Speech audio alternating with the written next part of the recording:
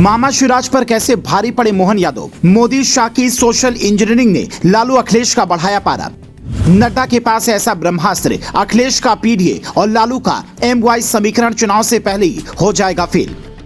कर्नाटक हिमाचल की हार से बीजेपी ने सीखी 3 ऐसी बातें, तीनों राज्यों में जैसे ही किया लागू, मिल गई बम्पर जीत।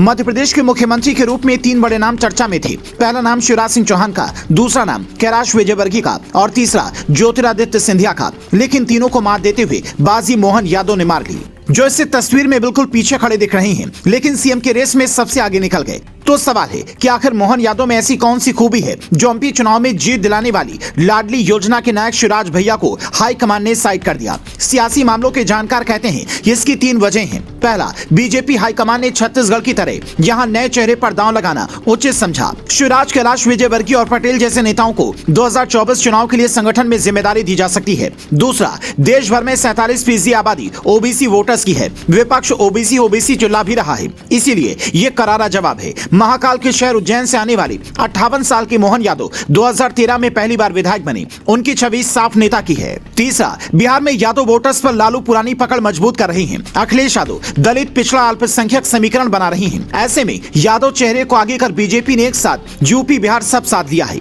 यानी शिवराज बीजेपी की सोशल इंजीनियरिंग में फिट नहीं बैठे हैं और ये बात उन्हें चुनाव से पहले ही पता थी, इसीलिए बार बार ये कहते घूम रहे थे कि मैं बहुत याद आऊंगा। बहनों ने कांटे निकाल दिए हैं, मैं सीएम पद की रेस में हूं ही नहीं। शिवराज की ये 3 बयान बताते हैं कि उन्हें पार्टी ने पहले ही कह दिया था कि आपको 2024 के चुनाव के लिए कड़ी मेहनत करनी है और जहां दिग्गज नेता संगठन में होंगे वहां किसी भी पार्टी को सीटें बढ़ाने में मुश्किलें नहीं आएंगी। बीजेपी इस बार 400 पार नारे के साथ उतर रही है, तो उसके हिसाब से मेहनत भी करनी होगी। इसीलिए विपक्ष के हर समीकरण का बीजेपी एक कर काट ढूंढ रही है, साथ ही अपनी पिछली हार से सबक भी ले रही है। मोदी शाह के नेतृत्व में बीजेपी को काफी कम हार मिली है, बावजूद उसके उस हार से हाईकमान काफी कुछ सीखने की कोशिश करता है। आपको याद होगा, कर्नाटक और हिमाचल प्रदेश में हार के बाद बीजेपी ने सीएम चेहरा घोषित करना बंद कर दिया, विधानसभा चुनाव को सीधा मोदी से जोड़ दिया और प्रदेश में अगर अपनी सरकार है तो योजनाओं की बात की, उसके फायदे गिनवाए, वरना विपक्ष की सरकार है तो सीधा केंद्र की योजना से उसकी तुलना कर दी, जिससे पब्लिक में यह संदेश हो जाए कि राज्य की बजाय केंद्र की सरकार उनके लिए अच्छा काम कर रही है।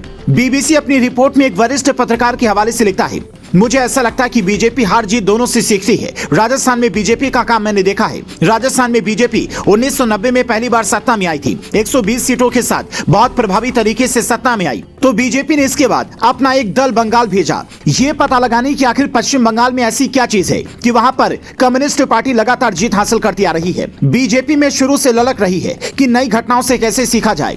ये जो सीखने की ललक है ना, यही बीजेपी को बम्पर जीत दिलाने का काम करती है। जबकि कांग्रेस कई राज्यों में ये जानते हुए भी कि इस गलती से हम चुनाव हार सकते हैं, उल्टा दांव चल देती है और नतीजे उलट जाते हैं। इसीलिए राजनीतिक विश्लेषक भी कहते हैं कि बीजेपी को हराना है तो बीजेपी की तरह नहीं, बल्कि उससे एक कदम आगे सोचना होगा। फिलहाल ये कांग्रेस या राहुल गांधी की बस की बात नहीं है। हालांकि बतौर मतदाता ये आपको तय करना है कि किसे कौन सी कुर्सी मिलनी चाहिए। मध्य प्रदेश के नए सीएम के रूप में मोहन यादव का नाम सुनकर आपको कैसा लगा? क्या बम्पर जीत के बावजूद मामा को साइड कर मोदी शाह की जोड़ी ने ठीक नहीं किया? कमेंट कर बताएं।